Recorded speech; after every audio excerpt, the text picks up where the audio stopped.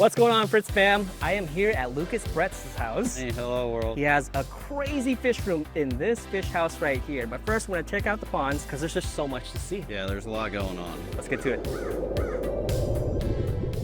Before we go inside the fish house, though, I want to show people your ponds. No, this is easy. Anybody can do to enjoy fish, where you just put a little nature out here. Nature does its thing. Like I come out here and feed them. That's about it. It rains on them. Got overflows on them, which is super important when you're keeping stuff out here because you don't want your fish to spill out. They will. If you were to put all this into a regular aquarium, I think it'll look great too.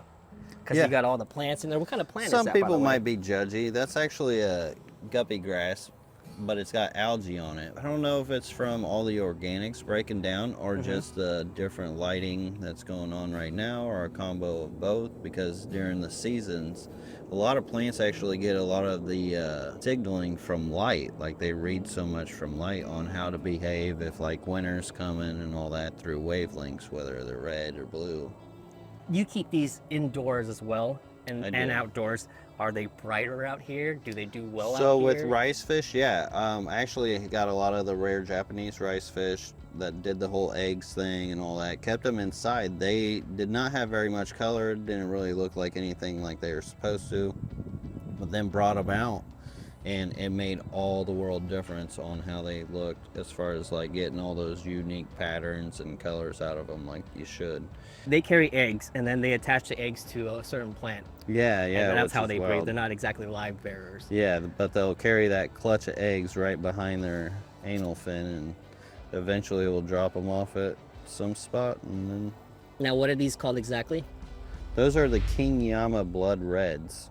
Blood reds. Yeah, so it's like a really dark orange, or Okay. I don't think I've ever more heard of of the them. brighter, darker orange. I so they're even pretty love the big. algae growing on the sides of. Yeah, that's Yeah. neat. Like that algae growth on there, you can't just be like, oh, I just want to buy that and plant that. You think you could do auto synclus out here? Actually, I think they would do better out here than they would in any inside tank. Okay. Because you get a lot of the leaf litter, a lot of the like sticks and organics and things that is more natural to their gut biome. One of the hardest part for most people keeping autosynclus is keeping their gut biome proper enough to where they'll survive. Yeah. They need like that leaf litter, the other like there's probably things in the dirt that they prefer too that can play a big role into their gut biome as well. It's just really letting nature do the work and not really trying to do this method or that method. It's just what nature does. Yeah. Nature's been doing this for eons. Yeah. And more I just put my faith in that and taking the human error out. Let's talk about these tubs real quick, because I think you can get these at Lowe's, Home Depot. Just like your Yeah, I local got grocery these from store. Tractor Supply for yeah. like, I don't know, 25 bucks. 25 bucks. What you did here was you drilled the hole, Yep. or was that already there? You drilled Cone this. bit, drilled the hole and then put some filter floss in there. Yep. In the future, when I decide, like I plan on redoing a lot of this is actually just temporary to figure out how things interact with nature around me, because everywhere's different. Yeah. This is just your outside So lab. it's like, this is like my outside lab, Yeah. my practice area before I get too wild in the area that I have. But eventually I will plumb my water line into all this, so it would just be a drip constantly. Oh, okay. And then that's about the most primo you can go with keeping any kind of water feature, is just that slow drip that just always adds fresh water. And that drip that hits the top of the surface really makes a big difference too, as far as keeping the surface tension and the things exchanging really good. So there's a lot to do around here still. We're just getting started. How long have you been in this area? So about 2 years. 2 years. Yep, actually rolling 2.5 years now. Okay.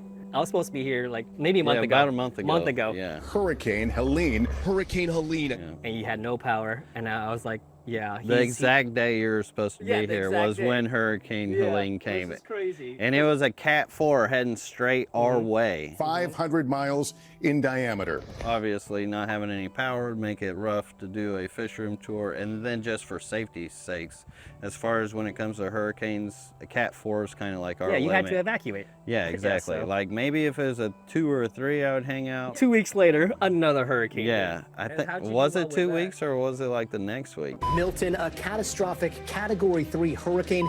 How does a hurricane affect all your breeding out here and all your ponds. So these guys actually didn't mind at all. Like, they were getting new water, all that. They were loving it. And I had a lot of breeding happening. That barometric pressure will often get things triggered, especially for like cory cats and stuff. I got some friends that just, all their cory cats just went crazy. But Milton wasn't too bad up here. Helene did a little bit of damage, which I'll have that coming on my channel here soon. And as far as like all the debris blowing in, you know, it's natural. It happens in waterways all the time. It's the cycle of nature, you know. Stuff falls in, it breaks down, it becomes new dirt. Well, like over here, like I had spotted something in his water. Oh yeah. Yeah, and I was like, what is that? Maybe you guys can tell us. What in the world is that? So often, I mean, being near big ponds, I'll probably have like frogs and other stuff just bringing weird things in here, or they just find their way in. Like water stick bugs, like these wild little beetles that'll come in sometimes. Of course, dragon nymphs, but yeah, what is that?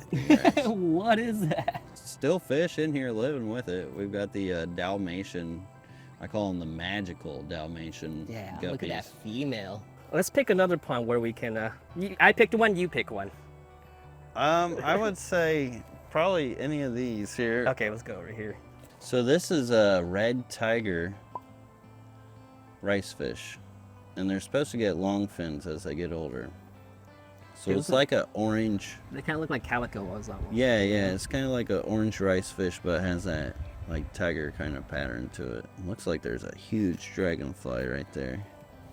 Oh yeah, look at that. Let me go get that net. Okay. I have to snag that guy too. There's, of course, always so much to do around here, and I can't be out here all night, all the time. No, that's a dragonfly nymph. Yeah, that's a big dragonfly nymph. So you try to pull these out as quick as possible.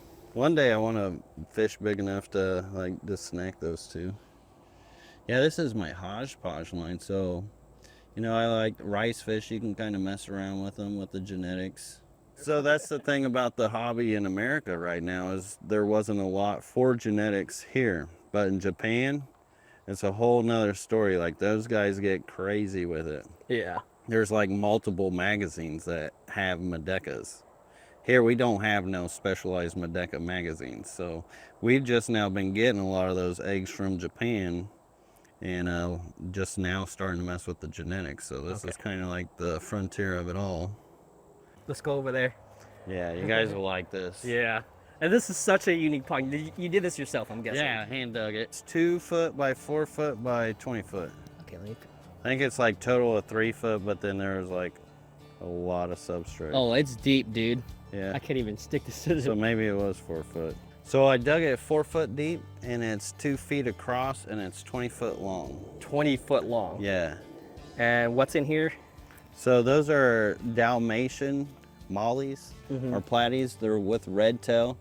Their Latin name's like chinopes, and I wasn't sure if they would breed true. The guy said they would, so I went ahead and gambled it and threw them in here, hoping that they would. And it seems like the line is really strong as far as all the young. You have a website.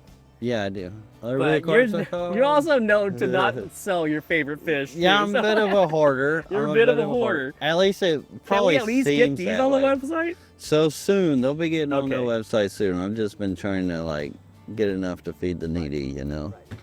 Here we go. Rock. A bunch of babies. Bunch of youngins. Here, actually, I got this container.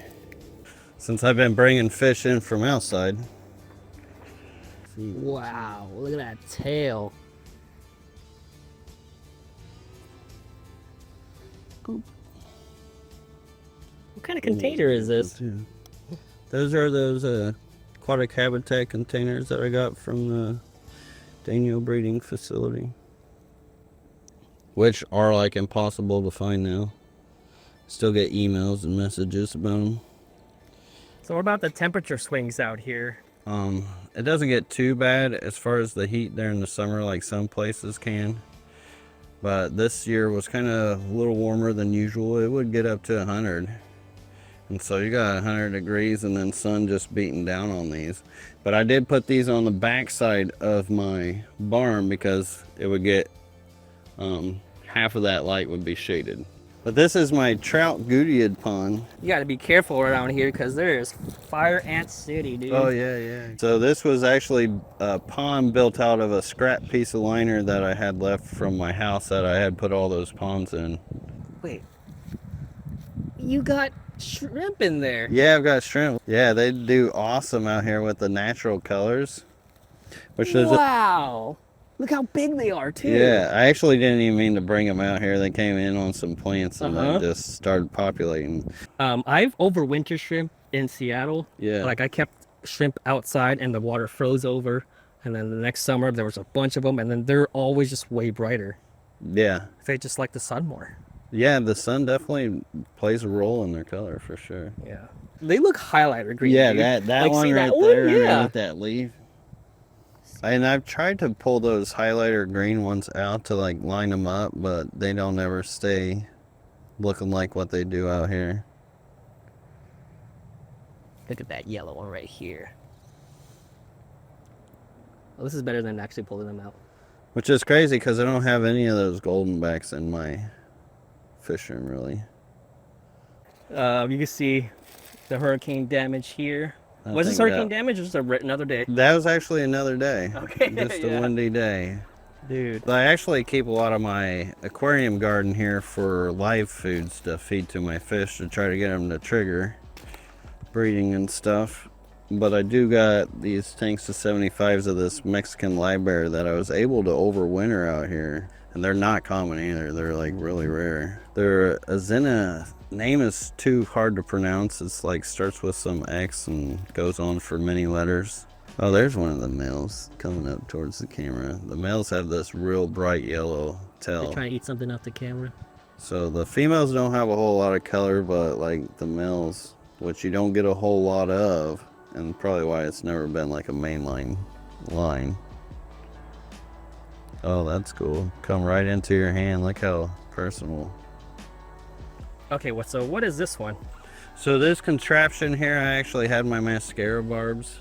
Yeah. In which a lot of people know me for my mascara barbs are just absolutely gorgeous. Yeah. And so I had to give them a big contraption. It's 8-foot long cage, 2 foot by 2 foot. I dunked it in here in hopes that they would scatter eggs underneath the grate and then have babies. And they did have babies. When we pulled them out, we ended up having a couple of juveniles in there. Considering the weather and coming outside, I actually spend more of my time out here messing around with the ponds than I do inside with the fish room. All right, everybody, I hope you enjoyed the video about the ponds, but stay tuned because we got a whole fish room to look at. Make sure to check out LBR Aquatics. We'll see you on the next one. Thank you, Lucas. Go check out his channel, and we'll see you on the next video because it's going to be a great one. Thanks, everybody.